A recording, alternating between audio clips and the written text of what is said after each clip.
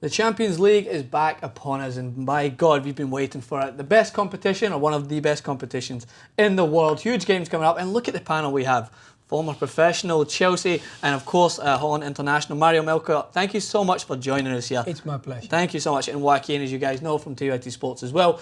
And we're going to talk about the Champions League fixtures that are coming up, starting with the underdogs, because the question has been posed around the internet, are we underestimating these underdogs? So, as much as we've got the magic ties of Atletico Madrid versus Real Madrid and PSG versus Barcelona that just grab all the headlines, we need to talk about the couple of games that are mixes. We've got, first to talk about, we've got Monaco versus Juventus. So I went on record and said that Monaco are a team that cannot be taken lightly because they defend like no other. They have a good structure about their team, and they played against Arsenal. I know Joaquin's still feeling the effects from this being an Arsenal fan. That was a little tough. Did a fantastic result against Juventus. So I'm going to throw to you straight away, Mario. So this game, Monaco against Juventus, what do you see happening here? Because this Juventus seems somewhat rejuvenated in the Champions League. What do you see from this game? Yeah, I mean, you look at the coaches. I always go to the coaches of the teams. You know, the Italians are really good at defending, and especially the way Juve has been playing now. They've been so dominant in the Italian league. Yeah. So that's really one of the stuff that's really happening. But then if you look at Monaco,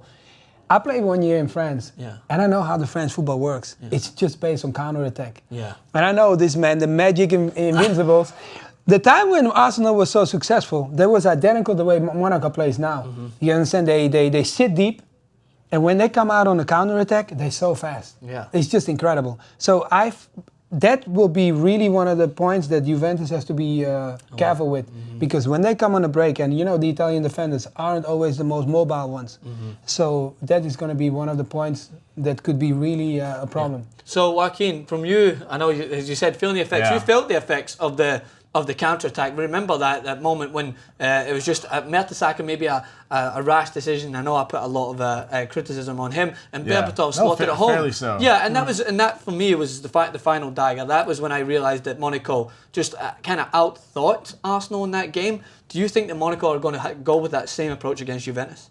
I think in a similar sense, they're going to go to try to recreate the magic they had, that they pulled off at the Emirates. Play tight, keep everything condensed. Try to hit them on the break. They had a powerhouse in midfield, right? Yeah. Jeffrey Kondogbia, some people consider him maybe like a poor man's Pogba. Yeah. But I mean, look, I think he's a great player. He was a big prospect at Sevilla already. He won that U21 international tournament with France, playing in the midfield with Pogba, and he looked like an immense player at the Emirates that night. Yeah. A lot of pace on the wings as outlets we've saw. You can't give a guy like Berbatov open chances like that. Yeah. It was really naive by Arsenal. They scored. They finally got that one goal right around the 90th minute through Oxlade-Chamberlain, but then chasing it in those last minutes gave it away and just completely ruined the tie there. Yeah. So I think Monaco have a lot to give this tie. If they get a little bit of luck and good fortune in the first leg, they're going to need that to ride their luck because this Italian team, look, Juve have gotten that monkey off their back in terms of the Champions League. We saw them go out against Galatasaray last year when they really should have handled business. Yeah. But this team has matured. They've gotten the finishers that they were lacking before. Yeah. They got good options. They got guys like Fernando Llorente riding the bench right now because Alvaro Morata is in good form. You have Carlos Tevez. They finally got an attacking partnership, which hasn't been there since the David Trezeguet days, when they used to rely on the big Frenchman to combine goals.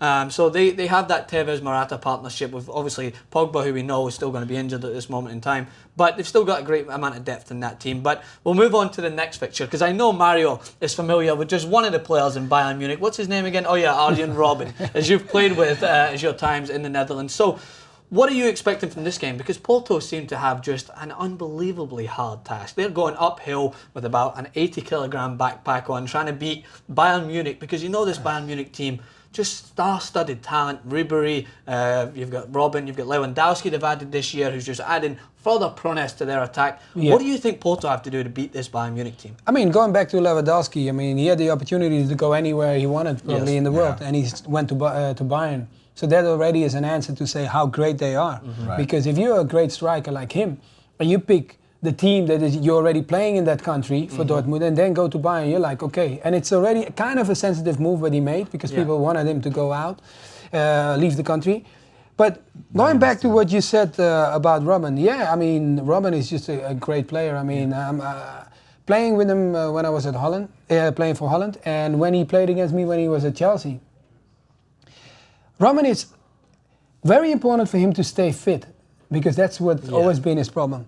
But if he's got his movements, and he's doing what he wants, and that's his pace, his intelligence, how he takes people on. Yeah. The beauty of football, I feel, is a player with a lot of confidence. Yeah. And I feel like that's the way he always plays. Yeah. He goes at people, he dribbles, he takes you on, he doesn't care. Yeah. The only problem, people say like, hey, he falls, or he will get you a free kick at a moment when he's like acting, or whatever you want to call it. But still, to be able to get in those situations, you got to have great talent. Mm-hmm. And that's why I say, like, this is a great player. You highlighted Ribéry too. I played against him when he was at Marseille. Yeah. And he was coming from the left-hand side a couple of times, and we were doubling up on him. Yeah. And I don't think I had seen the best of Ribéry when he was at Marseille at that point when I was playing against him. Not only to take credit to myself, I did my job, but away from that, I still feel it's an amazing player. Yes. He sits really low, change direction really quick. So that's why they're so imbalanced. Yeah. They're so imbalanced because if you got one of the two, probably the best wingers at this point in the world, playing for you at that, and then you got one key striker. Yeah. I mean, guys, this is a really, really great team. And then they have a great coach that wants them to play football, and they're all great players. And you've got guys like Thomas Müller who can come off the bench, you know what I mean? He starts most of the games, but they use him so sparingly at times, because they'll have Lewandowski lead that front line, and they might bring on Thomas Müller who can come in there, who we know has got a fantastic finish on him. He's a great all-round player. And it's just that what I find so fascinating, as you mentioned there about Ribéry and Robben, you put Ribéry on the left-hand side on his weaker foot, you put Robben on the right-hand side. You would come into this game as a defender, you'd be a fullback, you'd think, okay, I want to show them outside, right? I want to show them onto their weaker foot. But somehow, these two players always find space to get it onto their perfect foot. And Robben, it's almost telegraphed. You're watching the World Cup and you're thinking, all right, show him wide, especially against Mexico, show him wide. You don't want to let him on his left foot because he'll bend that ball in. How does he still find space? Okay, I'll tell you why. You know what the most important part is? When you play as a right-footed player on the left-hand side, or the other way around on the opposite side, the most important for a winger is if he's quicker than you. Yeah. And that's where they win, because they're always quicker than their defenders. Yeah. So that means, like, okay, what are you going to do now? You're going to show him outside, right? So he's going to come at you. Mm-hmm. So you show him the line, he comes at you, he checks. As soon as he checks, you got to make a choice now. Is he going to go in? Okay, when he goes in, he turns you over your weaker foot, because your left one is not the strongest one to turn over. Yeah. You want him to go out, because that's where you're powerful, to push off, to go after him. And that's what they know. They know that. Yeah. They know that you are vulnerable. And then when they come in, they have two ways to shoot.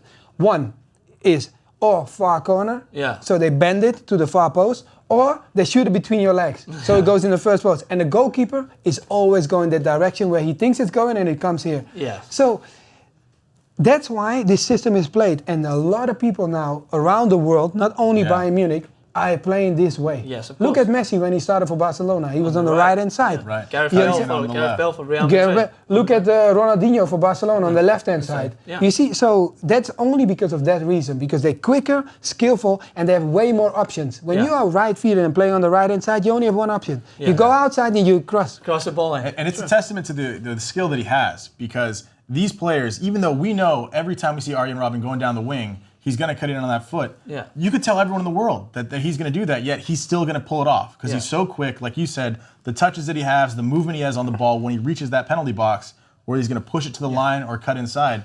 Because defenders, more often than not, defenders could probably start to panic when they get inside their own box, because Robben's got the pace to push them back, and any sort of mistake causes a penalty kick, you know what I mean, you're up against them. So just to finish on a final note about Porto, we know in their previous game they didn't have their star man Jackson Martinez, but they still managed to pull off a very convincing result. And I still think that Porto are in amongst the teams very similar to Monaco. They could be underestimated, but I just don't think they stand a chance against Bayern Munich. I'm going to be going out on a limb against that. I don't like to disrespect any team at this stage in the Champions League, but this Bayern Munich team, I did predict way back, I just couldn't see anyone else taking them to the wire unless they're meeting some of the big teams, you know what I mean, until they get to the final. The battle for Porto, what's going to be really important is going to be in the midfield. Yes. That's how their game is generated anyway. So that will be the best answer, because they are not the favorites at all. Everybody knows that. Yeah. But that doesn't matter, because that is enjoyable to play. They can go out there now and have no pressure and just enjoy the game. Right? The freedom, the no expectation level. Well, that's what we saw with Monaco, right? They went to the Emirates, no pressure. No one's expecting them to get the result.